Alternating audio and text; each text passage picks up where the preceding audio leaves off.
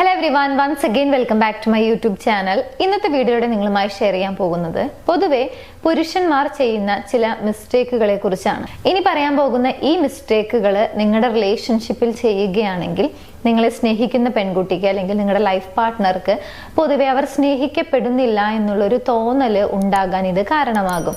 So ഇത്തരത്തിലുള്ള ഒരു തോന്നൽ ഉണ്ടാക്കുന്നതിന് പുറകിലുള്ള റീസൺസ് എന്തൊക്കെയാണ്, അതിലേക്ക് ലീഡ് ചെയ്യുന്ന കാര്യങ്ങൾ എന്തൊക്കെയാണെന്നുള്ളതാണ് ഇന്നത്തെ വീഡിയോയിലൂടെ ഷെയർ ചെയ്യുന്നത്. നോക്കാം. വീഡിയോയിലേക്ക് പോകുന്നതിന് മുൻപായി നിങ്ങളുടെ റിലേഷൻഷിപ്പിൽ നിങ്ങൾ ഏതെങ്കിലും രീതിയിലുള്ള ഇഷ്യൂസ് ഫേസ് ചെയ്യുന്നുണ്ടെങ്കിൽ അതിനൊരു പ്രോപ്പർ ഗൈഡൻസ് കിട്ടിക്കഴിഞ്ഞാൽ നിങ്ങളുടെ റിലേഷൻഷിപ്പ് ഇഷ്യൂ നിങ്ങൾക്ക് സോൾവ് ചെയ്യാൻ സാധിക്കുമെന്ന് നിങ്ങൾക്ക് തോന്നുന്നുണ്ടെങ്കിൽ അതിന് സപ്പോർട്ടിന് വേണ്ടിയിട്ട് നിങ്ങൾക്ക് മുകളിൽ കാണുന്ന നമ്പറിലേക്ക് കോൺടാക്ട് ചെയ്യാവുന്നതാണ്.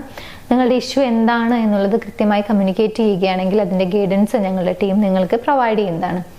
എനിവേസ് നമുക്ക് വീഡിയോയിലേക്ക് പോകാം. ഒന്ന്, ഏറ്റവും പ്രധാനപ്പെട്ട ഒരു റീസൺ ആണ് നിങ്ങൾ ആ വ്യക്തിയെ വളരെയധികം നിസ്സാരമായി എടുക്കുന്നു എന്നുള്ളത്.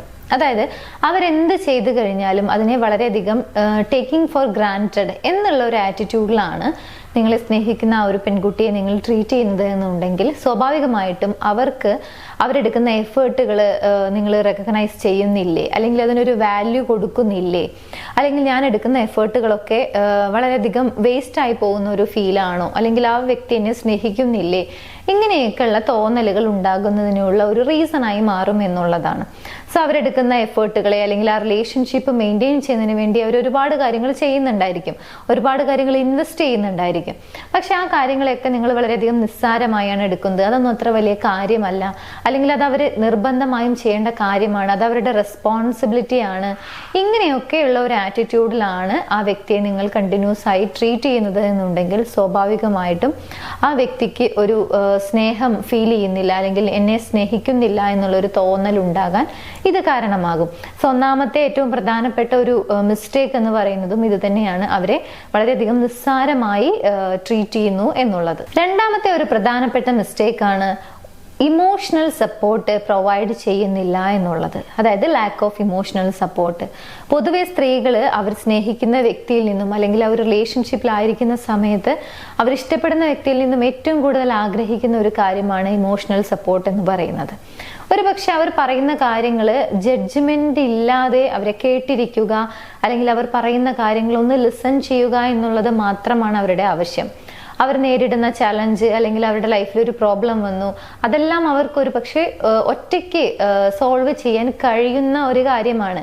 ബട്ട് സ്റ്റിൽ അവർ ഇഷ്ടപ്പെടുന്ന അല്ലെങ്കിൽ അവരുടെ ലൈഫ് പാർട്ട്ണറിൽ നിന്നും ഒരു ഇമോഷണൽ സപ്പോർട്ട്, ഒരു പോസിറ്റീവ് ആയിട്ടുള്ള വേർഡ്, അല്ലെങ്കിൽ ഞാനുണ്ട് കൂടെ, അല്ലെങ്കിൽ എന്താണ് പ്രശ്നം എന്നുള്ളതൊക്കെ ചോദിക്കുക, അത് കേൾക്കുക എന്നുള്ളതൊക്കെയാണ് പൊതുവെ സ്ത്രീകൾ ആഗ്രഹിക്കുന്ന ഒരു കാര്യം.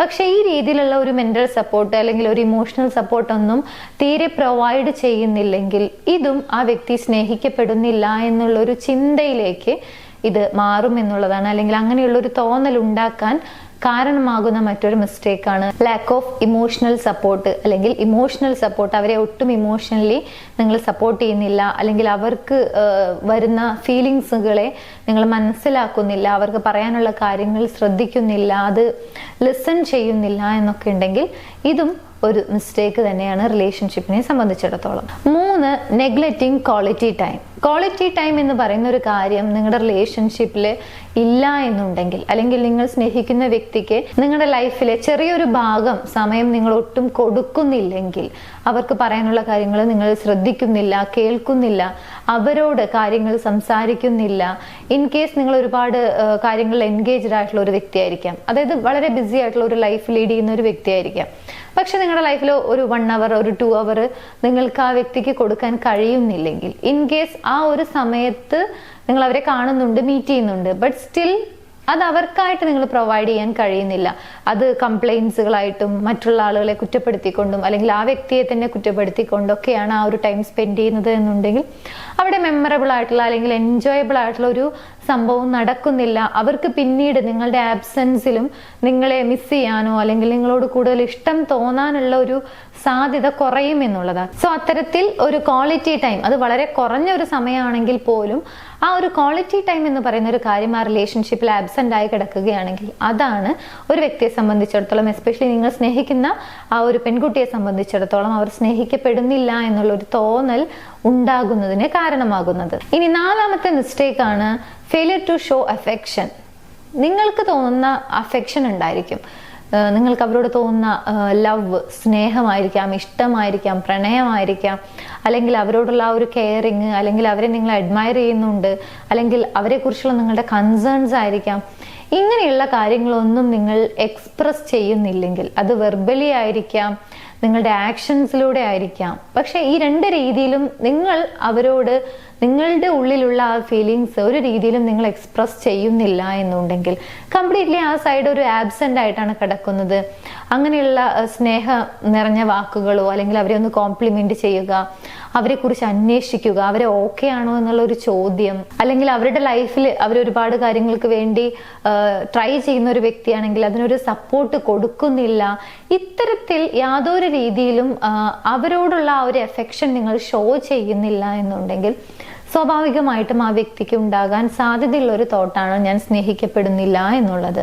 സോ ഇങ്ങനെ വെർബലി ആയിക്കൊള്ളട്ടെ അല്ലെങ്കിൽ നിങ്ങളുടെ ആക്ഷൻസിലൂടെ ആയിക്കൊള്ളട്ടെ, നിങ്ങളുടെ ഉള്ളിലുള്ള ആ സ്നേഹം നിങ്ങൾ എക്സ്പ്രസ് ചെയ്യുന്നില്ല എന്നുണ്ടെങ്കിൽ അതാണ് ഒരു വ്യക്തിയെ സംബന്ധിച്ചിടത്തോളം അവർ സ്നേഹിക്കപ്പെടുന്നില്ല എന്നുള്ള ഒരു തോന്നലിലേക്ക് ലീഡ് ചെയ്യുന്നതിന്റെ മറ്റൊരു കാരണം, അല്ലെങ്കിൽ ഒരു റിലേഷൻഷിപ്പിൽ ചെയ്യുന്ന മറ്റൊരു മിസ്റ്റേക്ക്. ഫൈനലി പല ആളുകളും ചെയ്യുന്ന ഒരു മിസ്റ്റേക്ക് ആണ് ഓപ്പോസിറ്റ് നിൽക്കുന്ന വ്യക്തി പറയുന്ന കാര്യങ്ങളൊന്നും ലിസൺ ചെയ്യില്ല എന്നുള്ളത്. ഒട്ടും ലിസണിങ് ഇല്ലാതെയാവുന്നു, അതല്ലെങ്കിൽ ഒട്ടും പ്രസന്റിലല്ലാത്ത ഒരു രീതിയിലുള്ള ഒരു പെരുമാറ്റം, അല്ലെങ്കിൽ അങ്ങനെയുള്ള ഒരു സ്വഭാവം. അതായത് പ്രസന്റിൽ ഒരുപാട് കാര്യങ്ങൾ നടക്കുന്നുണ്ടായിരിക്കാം. ഒരു ചെറിയ ഉദാഹരണം നോക്കുകയാണെങ്കിൽ, നിങ്ങൾ സ്നേഹിക്കുന്ന വ്യക്തി, ആ പെൺകുട്ടി നിങ്ങളോട് സംസാരിച്ചുകൊണ്ടിരിക്കുകയാണ്, നിങ്ങളുടെ ലൈഫ് പാർട്ട്ണർ അവർ നിങ്ങളോട് സംസാരിച്ചുകൊണ്ടിരിക്കുകയാണ്. സ്വാഭാവികമായിട്ടും നിങ്ങൾ ആ സമയത്ത് അവർ പറയുന്ന കാര്യങ്ങൾ കേൾക്കുന്നുണ്ട് എന്ന രീതിയിലാണ് അവരുടെ കൂടെ ഇരിക്കുന്നത്. ബട്ട് സ്റ്റിൽ നിങ്ങൾ മറ്റൊരു കാര്യം ചെയ്തുകൊണ്ടിരിക്കുകയാണ്. അതൊരു പക്ഷെ നിങ്ങളുടെ ഫോണിൽ നോക്കിക്കൊണ്ടിരിക്കുകയായിരിക്കാം, അല്ലെങ്കിൽ മറ്റെന്തെങ്കിലും കാര്യങ്ങൾ ബ്രൗസ് ചെയ്തുകൊണ്ടിരിക്കുകയായിരിക്കാം.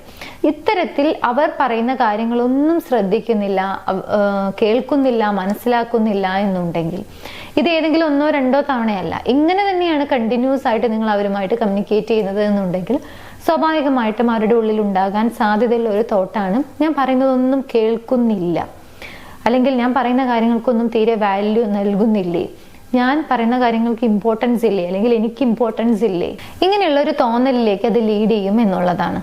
സോ ഒട്ടും പ്രസന്റിൽ അല്ലാത്ത രീതിയിലുള്ള ഒരു ബിഹേവിയർ, അല്ലെങ്കിൽ ഒട്ടും മൈൻഡ്ഫുൾനെസ് ഇല്ലായ്മ എന്നൊക്കെ പറയാം.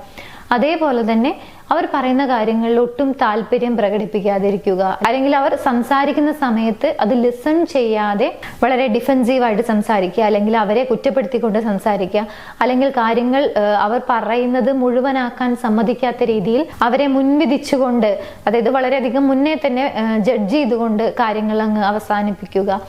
ഇത്തരത്തിൽ അവരെ ഓപ്പണായി സംസാരിക്കാൻ സമ്മതിക്കാത്തൊരവസ്ഥ, അതുപോലെ തന്നെ ഇനി സംസാരിക്കുന്ന സമയത്ത് അതൊന്നും ശ്രദ്ധിക്കാതിരിക്കുന്ന ഒരവസ്ഥ, രണ്ടാണെങ്കിലും റിലേഷൻഷിപ്പിൽ ഇത് നെഗറ്റീവായി ഇമ്പാക്ട് ചെയ്യാനുള്ള സാധ്യത കൂടുതലാണ്. മാത്രമല്ല, ഇത് സംസാരിച്ചുകൊണ്ടിരിക്കുന്ന വ്യക്തിക്ക്, അല്ലെങ്കിൽ ആരാണോ പറയുന്നത് ആ വ്യക്തിക്ക് അവർ സ്നേഹിക്കപ്പെടുന്നില്ല, അല്ലെങ്കിൽ അവർക്ക് ആ ഒരു വാല്യൂ കിട്ടുന്നില്ല എന്നുള്ളൊരു തോന്നലിലേക്ക് ഇത് ലീഡ് ചെയ്യും എന്നുള്ളതാണ്.